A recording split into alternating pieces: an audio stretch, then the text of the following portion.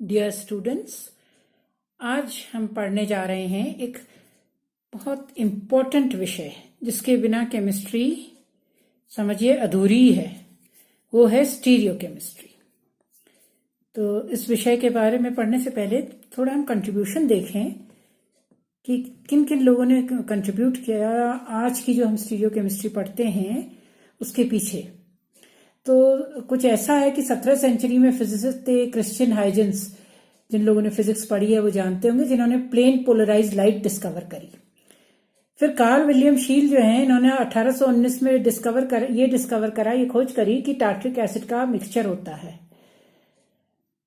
जैसे जैसे काम आगे बढ़ता गया, फिर 1832 लगभग में एक फ्रेंच केमिस्ट बायट, इन्होंने देखा कि टार्ट्रिक एसिड जो है और कुछ ऑर्गेनिक मॉलिक्यूल्स जैसे कि टार्ट्रिक एसिड वो प्लेन पोलराइज लाइट को जो है उसकी तरफ एक्टिविटी शो करते हैं, उसको रोटेट करते हैं।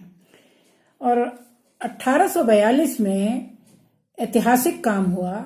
लुई पास्चर, इनका नाम सभी जानते हैं, फ्रेंच केमिस्ट। कहना चाहिए इनको फर्स्ट स्टीरियो केमिस्ट, क्योंकि इन्होंने टार्ट्रिक एसिड के सॉल्ट्स जो हैं वो सेपरेट करे। और किस ढंग से सेपरेट करे, देखिए उस समय कोई ऐसी मेथड्स तो थी नहीं 1842 में, आप समझिए। तो उन्होंने क्या करा कि उन्होंने फोर्सेप्स से लेंस यूज करके उन्होंने देखा कि टार्ट्रिक एसिड के जो क्रिस्टल्स हैं, लेंस के नीचे देखे तो उन्होंने देखा जैसे एक, मान लो क्रिस्टल जो है एक की छत समझ लीजिए, जैसे हमारी छतें समझ लीजिए, या जैसे ग्लव्स समझ लीजिए, हाथ में पहनने दस्ताने। एक राइट हैंड की तरफ था, दूसरा जो था वो लेफ्ट हैंड की तरफ था। मतलब दिखने में वो क्रिस्टल्स जो थे एक दूसरे के ऐसे प्रतीत हो रहे थे, मिरर इमेज जैसे। तो उन्होंने बहुत ही समय लगाकर वो दोनों क्रिस्टल्स को एक दूसरे से सेपरेट किया लेंस के नीचे फोर्सेप्स से देख करके। और ये पाया कि जब एक किस्म के क्रिस्टल्स जो हैं उनकी ऑप्टिकल एक्टिविटी देखी तो वो प्लेन पोलराइज लाइट को एक तरफ घुमाते हैं, और दूसरे टाइप के क्रिस्टल्स जो उन्होंने सेपरेट करे थे फोर्सेप्स से वो दूसरी तरफ को घुमाते हैं, जो मिरर इमेज जैसे प्रतीत हो रहे थे देखने में। जैसे हमारे दाएं और बाएं हाथ का अगर हम दस्ताने रखें तो वो होते हैं। यहीं से शुरुआत हुई स्टीरियो केमिस्ट्री की। स्टीरियो केमिस्ट्री की शुरुआत थी।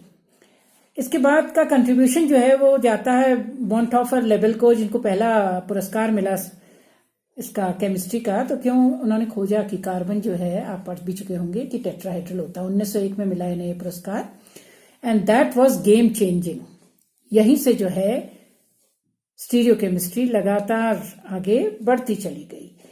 लेकिन इसका जो महत्व है वो इतना अंदाजा नहीं आया जब तक ये मतलब क्या हुआ, क्या एक बहुत दुखद घटना घटी, तब से ज्यादा इसका महत्व। तो आज की जो मॉडर्न जो फार्मास्यूटिकल रिसर्च है, जो हम दवाइयां यूज करते हैं और जितने भी बायो एक्टिव मॉलिक्यूल्स बनते हैं, उन सब के पीछे जो है स्टीरियो केमिस्ट्री कहना चाहिए उसका मेन रोल है। उसके बिना ये नहीं बन सकते हैं। अब ये कहानी जो है मैं थोड़ी सी आपको बताती हूँ briefly, just to create an interest, कि आपको being a chemist one should know कि स्टीरियो केमिस्ट्री का क्या है महत्व। इसकी पीछे कहानी जो है वो है थैलिडोमाइड। आप देखिएगा, थैलिडोमाइड 1950 की कहानी है। ये लेडीज को दी जाती थी टू ट्रीट सर्टेन प्रॉब्लम्स, उनकी प्रॉब्लम्स को ट्रीट करने के लिए। और ये देखा गया विश्व में, ये ग्लोबल हुआ ये, कि जहां जहां उनको ये मेडिसिन दी गई तो जो बच्चे पैदा हुए वो डिफॉर्म्ड बच्चे हुए, बच्चों की डेथ बहुत हुई। फिर कुछ समय बाद ये ड्रग जो है मार्केट से निकाल दी गई, मतलब पुल आउट कर दी उन्होंने। अंदाजा जब आने लगा कि क्योंकि उसमें कॉमन फीचर ढूंढा, तो कॉमन फीचर यही निकला कि इन सबको ऑल ओवर जहां जहां ये दी गई, यूरोपियन कंट्रीज में खासकर, कि इसके पीछे यही रीजन था। और इसके बाद से शुरू हुई ड्रग की क्लिनिकल टेस्टिंग। मतलब अब ड्रग देखिए, कोई भी मेडिसिन जो हम यूज करते हैं वो ऐसी मार्केट में लॉन्च नहीं हो जाती है। उससे पहले जरूरी है कि उसका टेस्ट होना कि वो सेफ है या नहीं है। क्योंकि उस समय हुआ क्या, थैलिडोमाइड में इसके 2 आइसोमर्स मिरर इमेज होते थे, और इसमें से एक तो इसका आर फॉर्म जो है वो मेडिसिनल, वहीं पे उसका जो एस फॉर्म, उसी की वजह से इतनी डेथ्स हुई। और क्योंकि गलत स्टीरियो आइसोमर था। तो जब ये दवा दी गई ना, तो वो दवाएं रसीमिक मिक्सचर, यानी कि उसमें दोनों ही मिक्सचर थे, तो इस कारण इतना बड़ा हादसा हुआ। और इसी की वजह से अब क्लिनिकल टेस्टिंग जो है पहले होती है, ट्रायल होता है, उसके बाद दवाइयाँ लॉन्च होती है मार्केट में। तो अब हम देखते हैं कि स्टीरियो आइसोमर्स होते क्या हैं। आप सब ने पढ़ा है अभी तक आइसोमर्स। देखिए आइसोमर्स सब जानते हैं ना, आइसोमर्स क्या होते हैं कि सेम उनका मॉलिक्यूलर फॉर्मूला होता है। और अभी तक आप लोगों ने पढ़ा होगा स्ट्रक्चरल आइसोमेरिज्म, यानी कि डिफरेंट कनेक्टिविटी होती है, अलग मतलब मॉलिक्यूलर फॉर्मूला एक होगा, कनेक्टिविटी एटम्स की अलग अलग होगी, तो उनके अलग अलग नाम होंगे, आईयूपैक नेम अलग होगा। पर अब हम कुछ ऐसे आइसोमर्स देखें जिनकी की मॉलिक्यूलर फॉर्मूला सेम, क्योंकि आइसोमर्स है तो मॉलिक्यूलर फॉर्मूला सेम होगा, लेकिन कनेक्टिविटी भी इनकी सेम होगी, डिफरेंट नहीं होगी। तो फर्क क्या होगा? Different orientation in space, 3 dimensional, जो वैन टैफ और लेबल ने निकाला था कि टेट्राहेड्रल ज्योमेट्री होती है कार्बन की, तो उनका 3 डायमेंशनल जो है ओरिएंटेशन जो है स्पेस में, कोई अगर किसी में एटम लेफ्ट हैंड साइड लगा हो तो दूसरे में वही एटम या वही ग्रुप राइट हैंड साइड लगा होगा। ऐसे आइसोमर्स को कहते हैं स्टीरियो आइसोमर्स। जहां स्ट्रक्चरल आइसोमेरिज्म का सवाल आता है आइसोमर्स का, उनका तो अलग अलग नाम होता है, लेकिन इसमें नाम भी एक होगा। अब हम देखते हैं किस तरह। देखिए यहां दिखा रहे हैं ना ये स्ट्रक्चरल आइसोमर, आप देख रहे हैं 1 2 3 4 5 कार्बन है, 1 2 3 4 5। इसमें भी कितने? 1 2 3 4 5। पर इसमें ये बी आर कहाँ लगा हुआ है? कनेक्टिविटी फर्क, 1 2 3 यहां से गिने तो भी 3, यहां से तो भी 3, ये 3rd पोजीशन में लगा है ये कार्बन की चेन में। और यहां कहाँ लगा? 1 2 2nd पोजीशन में। यानी कि डिफरेंट कनेक्टिविटी, नाम भी अलग हो जाएंगे, एक में 2 ब्रोमो कहेंगे, एक में 3 ब्रोमो कहेंगे, नाम फर्क हो गए ना आईयूपैक नेम्स। वहीं पे देखिए ये है स्टीरियो आइसोमर्स, वही चीज है इसमें भी, 1 2 3 4 5 कार्बन की चेन है, पर इसमें दोनों में कनेक्टिविटी एक है, दोनों में ब्रोमीन कहाँ लगी हुई है? यहां भी 2 में और यहां भी 2 में। फर्क क्या है? यहां देखिए इसको दिखा रखा है ना ऐसे ब्रॉड ये बनाए हुए। ब्रॉड का मतलब है कि 3 डायमेंशन देखें तो इसका ये बी आर, यानी कि ये हमारी तरफ को आगे कोई प्रोजेक्ट कर रहा है। अगर पेपर है, ये पेपर के प्लेन से बाहर को हमारी साइड की तरफ को ये ब्रोमीन है। और वहां जहां मैंने ये डैश बनाया है, लाल बीज से भी कर रखा, डैश जैसा दिखा रखा, वहां ये ब्रोमीन जो है ये पेपर के पीछे है, पेपर के पीछे। तो इसमें तो पेपर के आगे हमारी तरफ को निकल के आ रहा, ऊपर को ऐसे निकल के आ रहा है, ऐसे हमारी तरफ को यहाँ को ऐसे निकल रहा है आगे, जैसे जैसे पेन का डायरेक्शन है। और उसमें पेपर के कहाँ जा रहा है? पीछे को जा रहा है, ऐसे पीछे के डायरेक्शन में जा रहा है। मतलब कनेक्टिविटी वही है, 2nd पोजीशन में दोनों में लगा है, लेकिन in space the orientation is different. नाम भी इनका एक ही है, दोनों ही तो 2 ब्रोमो हैं, लेकिन क्या चीज है? एक में आगे की तरफ को ब्रोमीन है, एक में ब्रोमीन पीछे की तरफ। 3 डायमेंशनल, क्योंकि प्लेनर नहीं होते हैं मॉलिक्यूल्स। यही तो टेट्राहेड्रल स्ट्रक्चर जब निकाला वैन टैफ और लेबल ने, उनका यही कंट्रीब्यूशन था, जिससे आगे स्टीरियो केमिस्ट्री बढ़ी, उसका महत्व बढ़ा।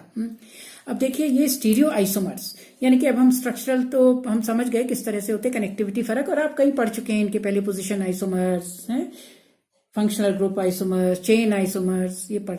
तो स्टीरियो आइसोमर्स जिसमें कि आईयूपैक नेम भी एक ही होगा, सिर्फ ओरिएंटेशन फर्क होगा स्पेस में।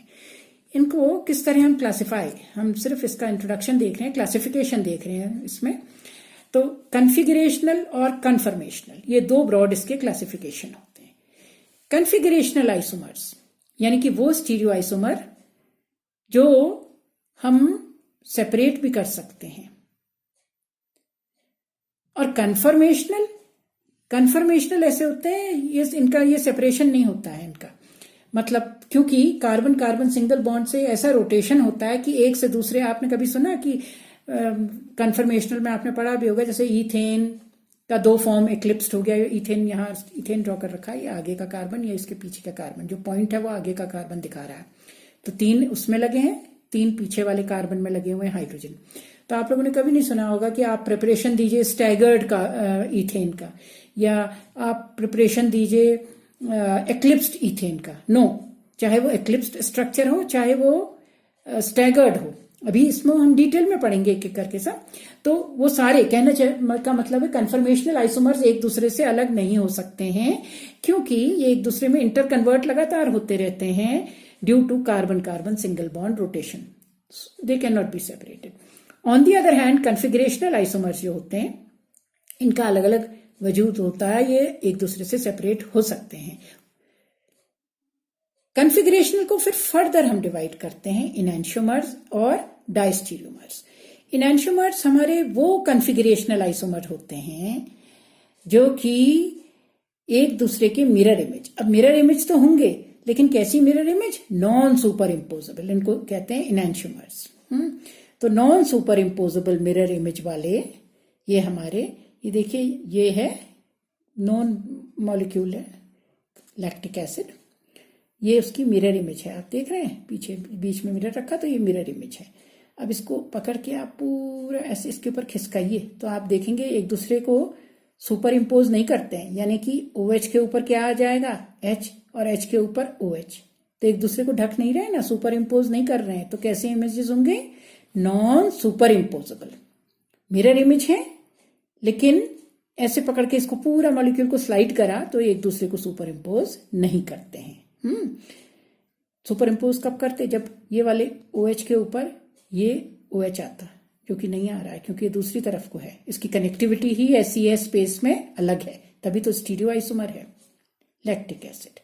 वहीं पे डायस्टीरियो आइसोमर, डायस्टीरियो आइसोमर बाकी सारे आइसोमर्स जो कन्फिगरेशनल होते हैं और जो कि हमारे non super imposable mirror image जिसमें नहीं होती है, वो सारे के सारे डायस्टीरियो आइसोमर्स कहलाते हैं।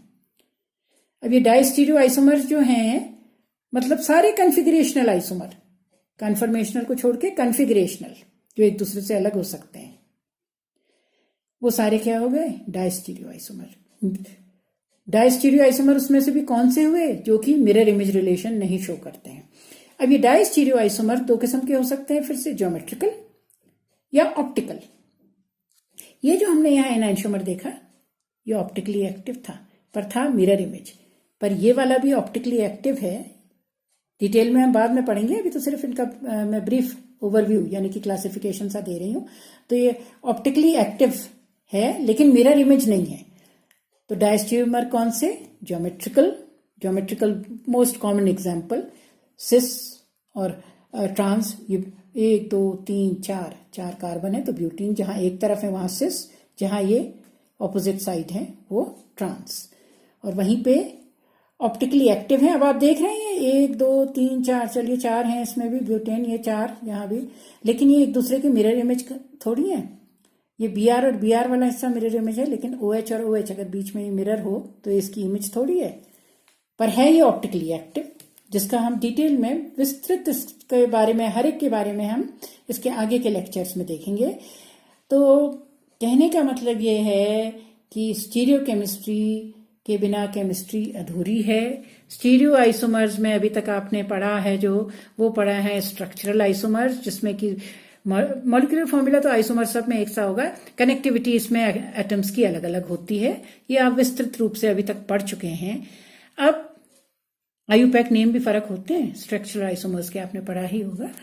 अब वो वाले जिसमें आईयूपैक नेम जो है वो सेम है, तो क्या फर्क है?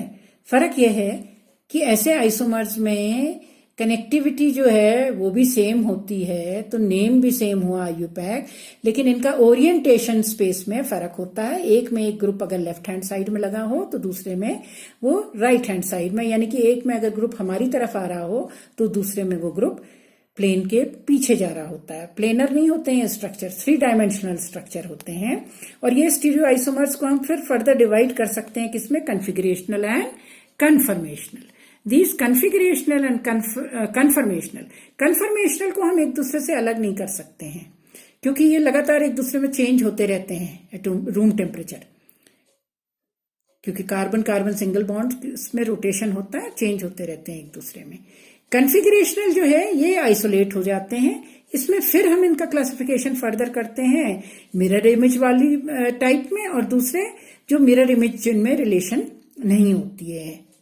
तो जिसमें मिरर इमेज रिलेशन नहीं होती है वो भी 2 किस्म के हो सकते हैं, ज्योमेट्रिकल और ऑप्टिकल आइसोमर्स होते हैं लेकिन एक दूसरे के मिरर इमेज नहीं होते हैं.